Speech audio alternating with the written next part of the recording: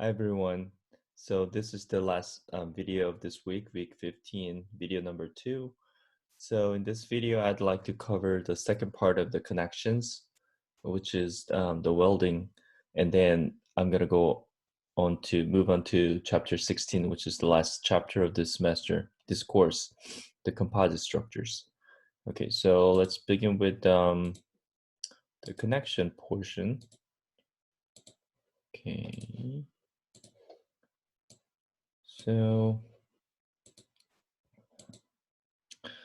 So last time I briefly mentioned and then covered the first part of this slide, which is the bolted connection. And then I'm going to cover the welded connection today, briefly, very briefly, because um,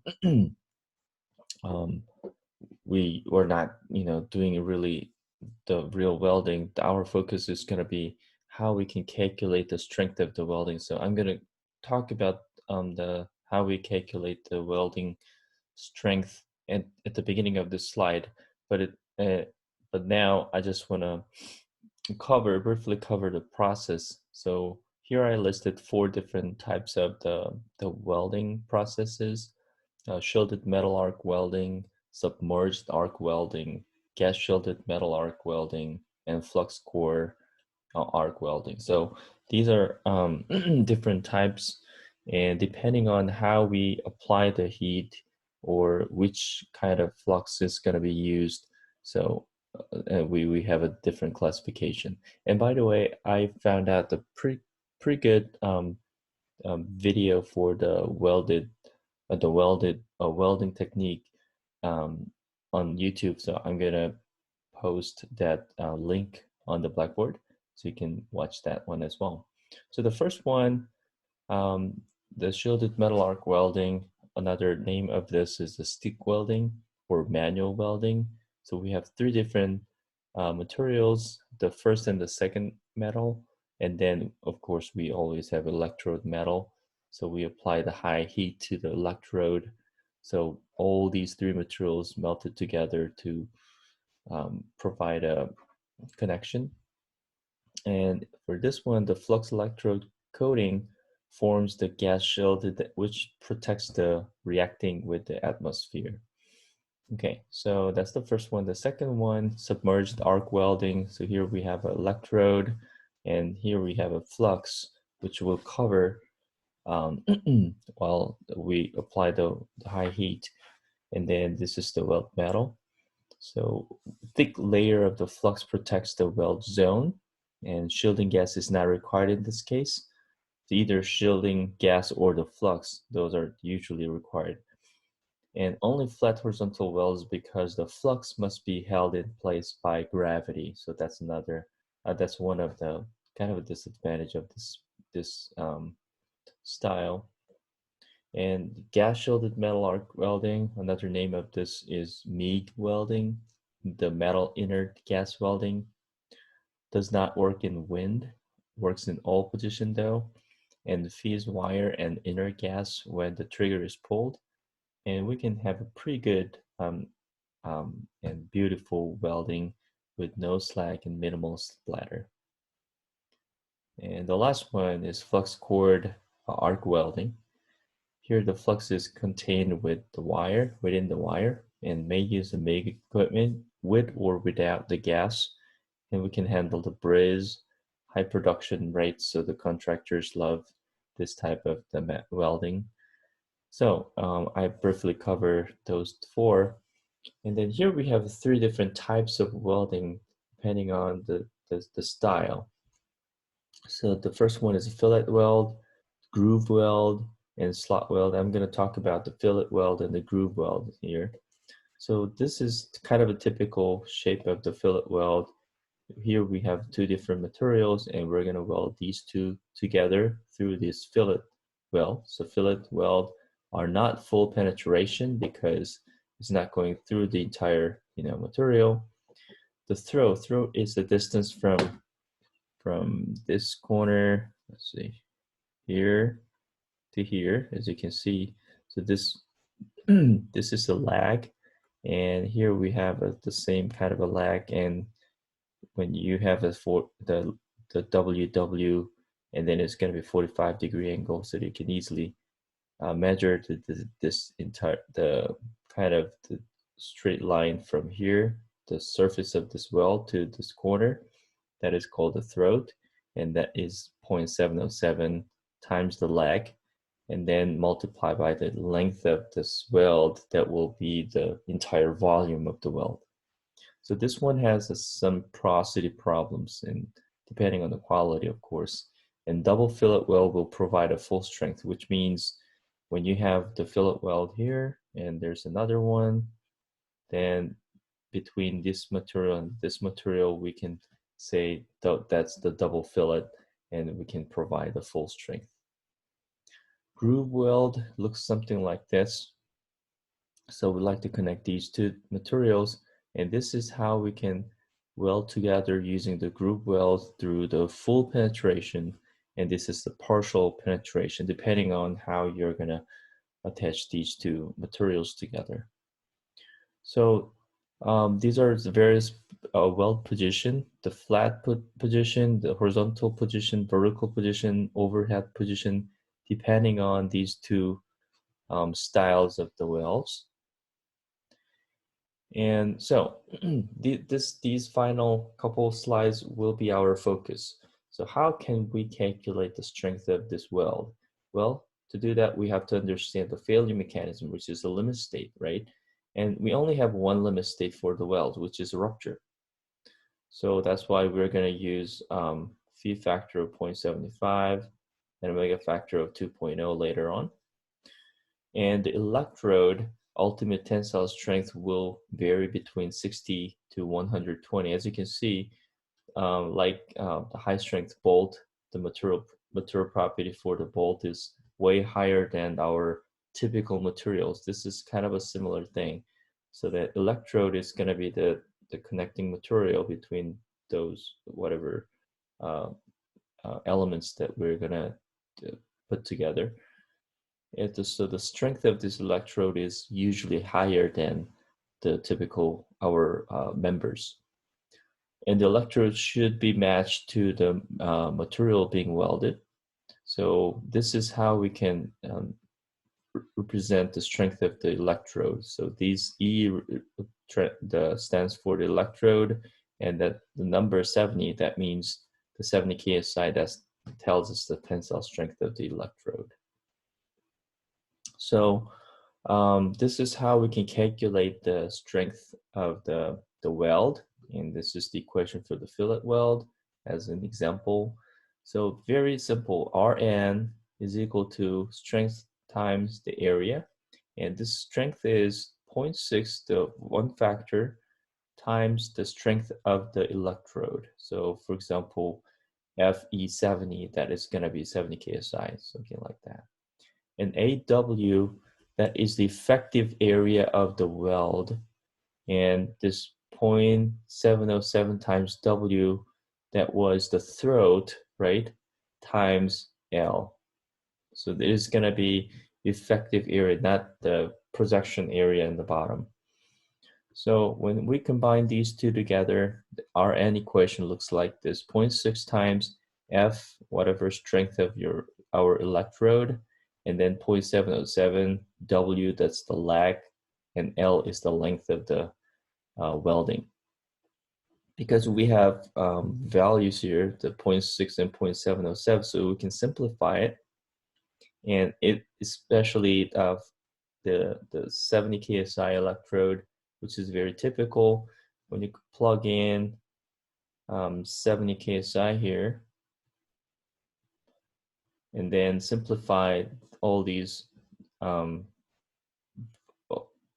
components in the formula, we can simplify like this. So phi times Rn, this is the strength of the weld using LRFD, right? 22.27, that is 0.6 times 70 times 0.707 times W times L. And Rn over omega, and of course we use a 0.75 included as there. Rn over omega is going to be 14.85 times WL. So again, 0.6 times 70 times 0.707 and divided by 2, which is 14.85. So this is one of the example. Let's calculate the strength of our weld for each 1/16th of lag. So this W is going to be 1/16th inch, 1 inch long. So L is going to be 1 inch. Then using LRFD, 22.27, W times L, W is the 1/16th, and L is 1. Using ASD, the same thing, but with a different factor. So this is how we can calculate the strength. All right, so this is the end of the slide. So I'm gonna move on to the next slide, which is chapters 16. Let's see, here we go. I'm gonna turn on composite structures. So this is going to be the last chapter of this class. So we will talk about the tension member, compression member, beams, beam column, and we also talk about the connections, everything for both the analysis and design. Now the last one is going to be the composite member. So I posted the slide on the blackboard. So let's begin with the definition of a composite material. Let's see, I'm not sharing slide yet. Okay, here we go. All right, so composite structures. So let's talk about the definition of a composite material. Composite material, simply, we can have more than one materials together in one member. So one example is going to be reinforced concrete. Reinforced concrete means that we have a concrete and rebar, the reinforcement, usually steel, but sometimes we have different material, but this is very typical concrete structures. Concrete carries a compression and steel reinforcement carries a tension because concrete is weak in tension. So this is kind of a compensate the weakness of this concrete, right? Flitch girder, that's another example of the composite section. So here we have a steel plate sandwich between the wood. So this is steel plate, and then these are the wood panels. So many girder over the garage doors are flitch girders. Another example, precast or cast in place, the concrete sections. So here we have the concrete girder, and then we have a steel underneath. So it's kind of a simple, same idea as the reinforced concrete. And this is the one that we're gonna kind of study and then talking about. So composite steel. So here we have a steel girders or steel beam. As you can see, this is W section, right? On top of that, we have a concrete. So usually concrete will provide the slab, the flat surface. And to connect these two together, typically we use a stud. So these studs will be either welded on top of this steel girder directly, or like this, that we have a corrugated metal deck, metal sheet, right? So we weld these studs, and these studs will provide additional shear strength, so that will kind of connect between the concrete on top of this steel section. So composite steel beams apply to members in positive moment only. So the reason is because think about two different cases, simply supported beam and the cantilever beam. Simply supported beam means we have a beam with one pin end, the other one is roller end, and we apply the transverse direction and the gravity direction. And the typical deflected shape looks something like this. So we have a positive moment, right? Cantilever is kind of opposite situation. So when we apply the transverse load, the deflected shape looks like this. You remember the smiling face and sad face, right? So here we have a sad face, which means we have all negative moments along the beam. When you have a positive moment, under the positive moment, we have compression on top and tension at the bottom. Under the negative moment is opposite, so we have a tension on top and compression on the bottom. We're talking about the steel, the composite steel, that we have a steel section in the bottom, and then we're going to apply the concrete on top of the steel. And as you know, the concrete is strong in compression, so we prefer to have a compression. So this concrete will take care of the compression, while the steel is actually strong in both tension and compression, right? So it is totally fine, but the problem is this concrete cannot take care of the tension, right? So when you have a cantilever beam and use this composite steel, it is kind of a worse scenario because the bottom side is going to be in compression, and we have the steel. That's good, that's okay, but this on top of this section we have a tensile stress is going to be, you know, applied, and this concrete is going to be in very weak in tension. So this is not a good scenario for composite steel.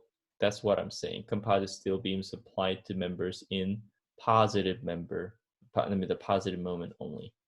Concrete must be in compression zone, as I said. In our practice, we're going to talk about it in 455 course in the next semester. But basic idea is this. We do have a little bit of the strength in tension for concrete, typically about 10% compared to the compressive strength.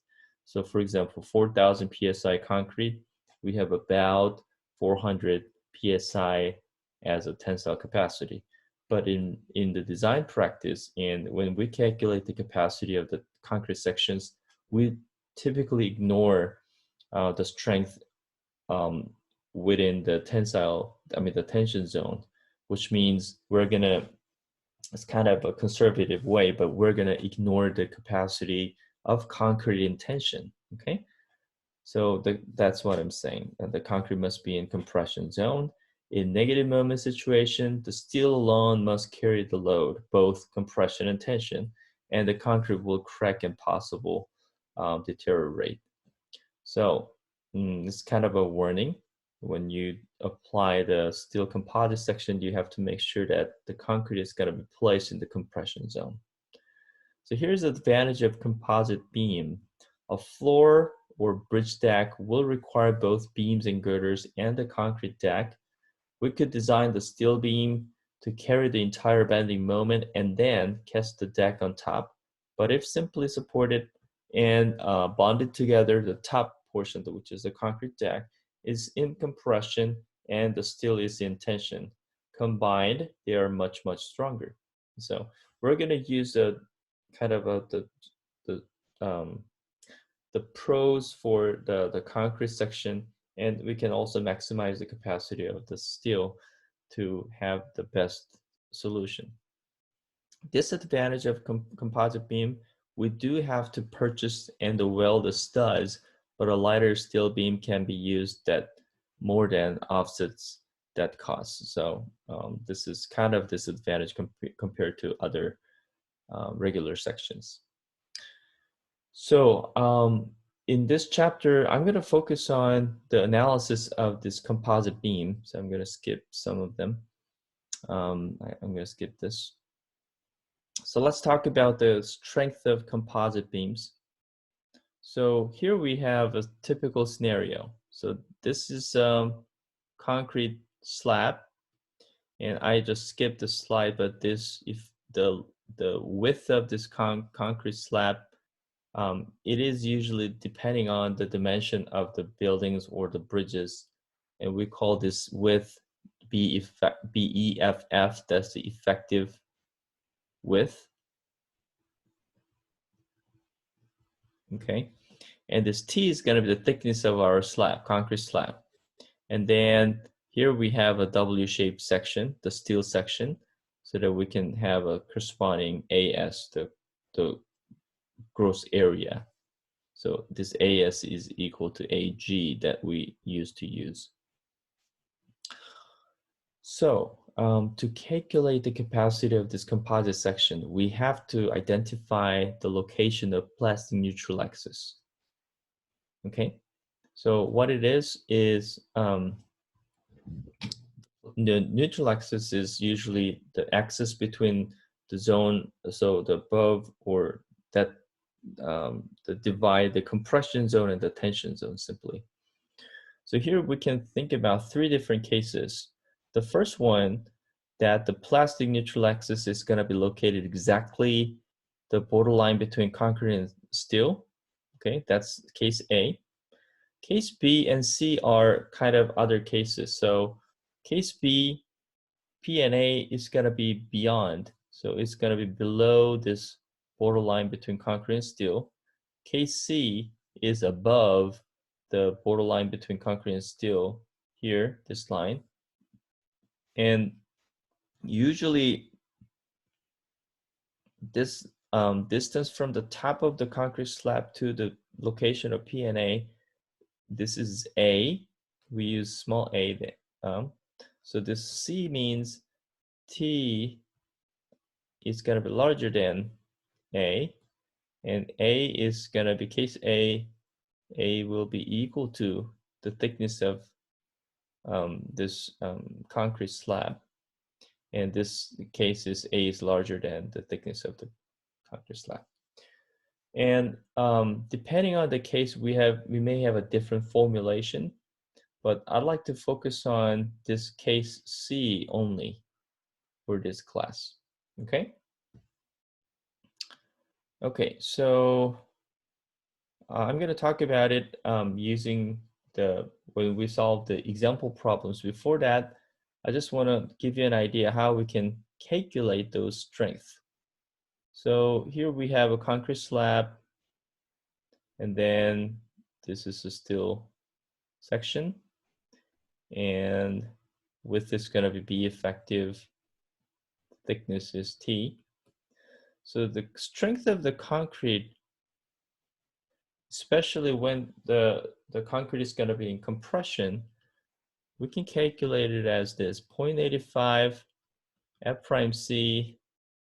The depth, I'm going to use A because A is going to be the distance from the top to the location of neutral axis, so that A will cover the entire compression zone, and B will be B effective.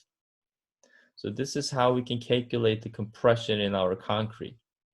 Now, tension will be equal to area of our steel, could be AG, or if the neutral axis is going to be beyond the borderline between concrete and steel, then this AS would be less than AG.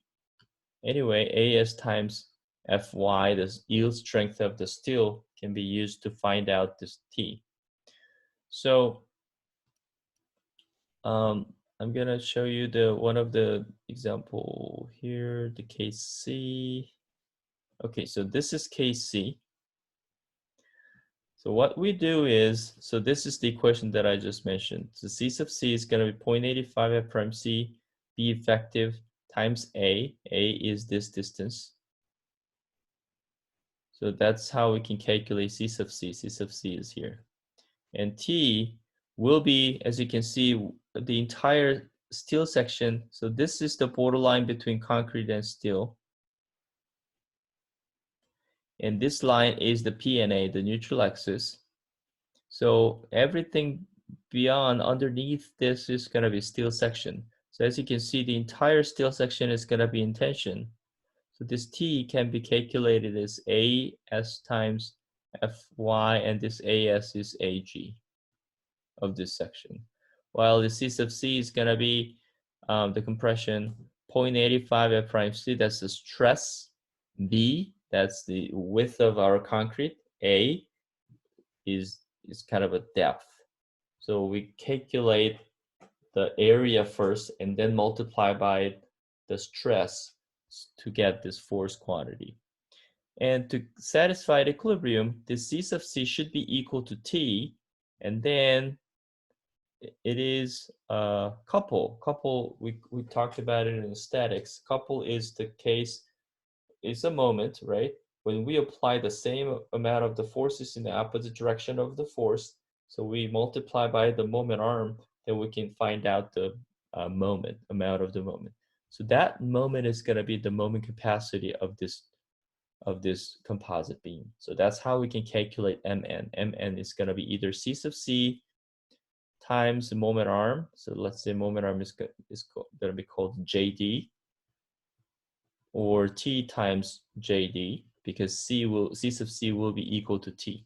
So that's all that we're going to talk about. We're going to solve the example problems, example 16.16-1 in the textbook to talk more about this. So let me use share the whiteboard. Okay, so let's look at the example problem.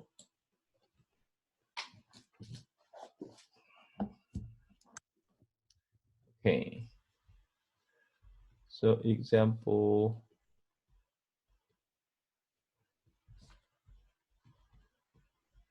16-1, this is in page 591 in your textbook.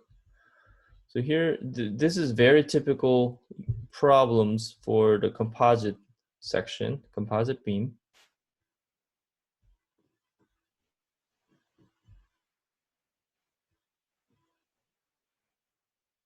Okay, so here we have a concrete slab, and here we have a steel section, and this is analysis problem, so all the quantities and the dimensions are given. So this is going to be B effective, which is 100 inches. The thickness of our concrete slab is given as T, 5 inches.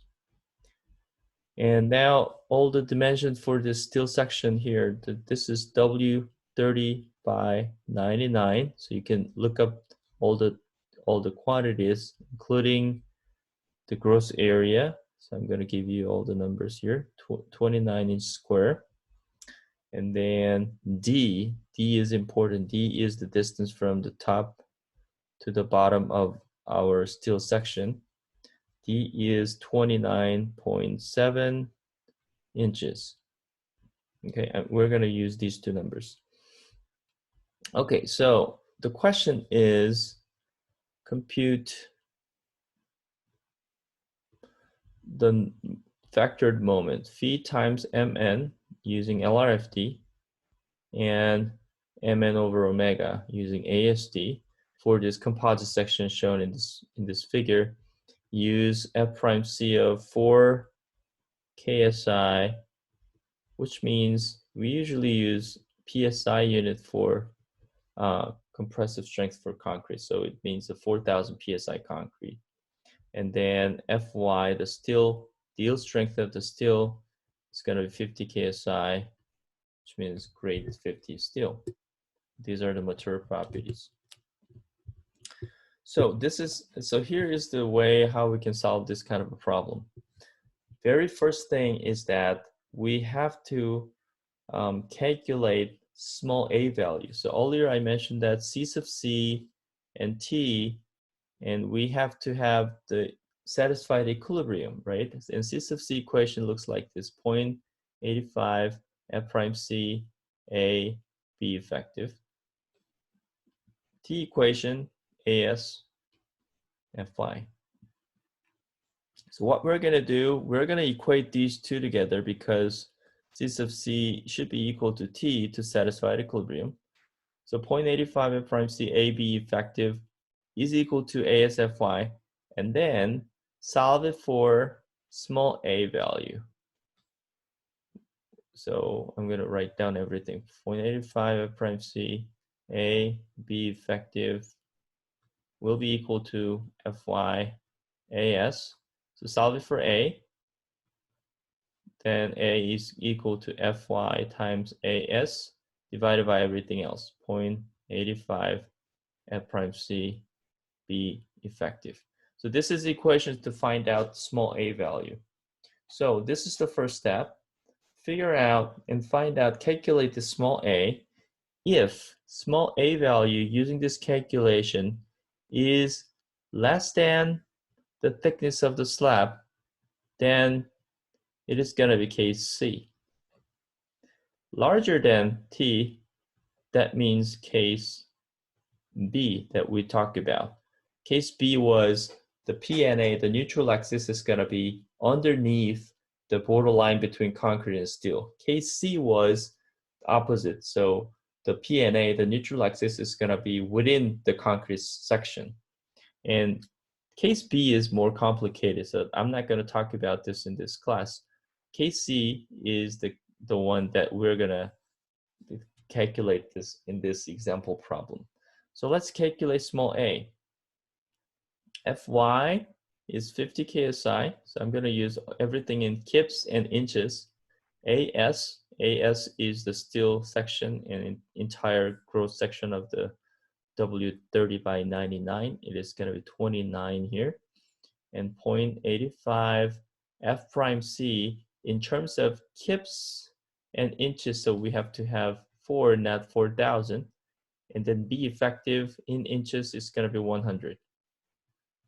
So using that, I got 4.26 inches, which is less than 5 inches. So this is case C. If you identified it as the case C, which means PNA is in the concrete slab, then we can easily find out Mn directly. So Mn will be equal to either T times moment arm or C sub C times moment arm, but T equation looks easier, right? So As Fy times the moment arm. Moment arm is going to be this. So let's say here we don't know, but this is going to be the compression zone, so that this is going to be A, right? So this is C sub C, and then here we have the entire steel section is going to be in tension. So this is going to be T. So what we'd like to know is the distance between the C sub C and T. So this is going to be moment arm. How can you calculate it? So let's look at this. If you'd like to know the distance between C sub C and T, what we can do is entire distance from the top of the section to this T. What is that? This is going to be small t, right? And from here to here is going to be what? It is going to be the half of the depth of the section. So this is d over 2, right? And then we subtract the distance from the top to the location of C sub C, which is a over 2. So the moment arm here is going to be t plus d over 2 minus a over 2. So that is going to be the moment arm that we're going to use in our calculation. So t plus d over 2 minus a over 2. And that's it. So substitute all the numbers. As is going to be 29. Fy is 50. T is going to be 5 inches. D 29.7 over 2 minus A is the one that we just calculated here, 4.26 over 2. This equal sign is not related to this. Okay, so when you calculate it, I got Mn of 25,694. Everything is in kip and inches. So because the number is too high, I'm going to convert it into kip feet. So divided by 12, then I got 2141.2 kip feet. So this is going to be the nominal moment. So the vectored moment, feet times Mn or Mn over omega, we use 0.9 for feet factor and 1.67 for omega factor. So phi mn 0.9 times this, I got 1927.1 kip feet. And then mn over omega, which is 2141.2 divided by 1.67.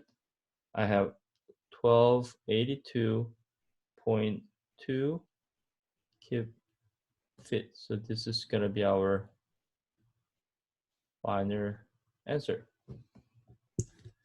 Okay. So this is all. This is the final example problem and the final chapter, the final topic of this course. All right, so this is going to be the end of the second video of this week, and this is the last material of the week. Next week, I'm gonna post one more video clip, which is the review for the final party. Okay, so have a great weekend and see you next week.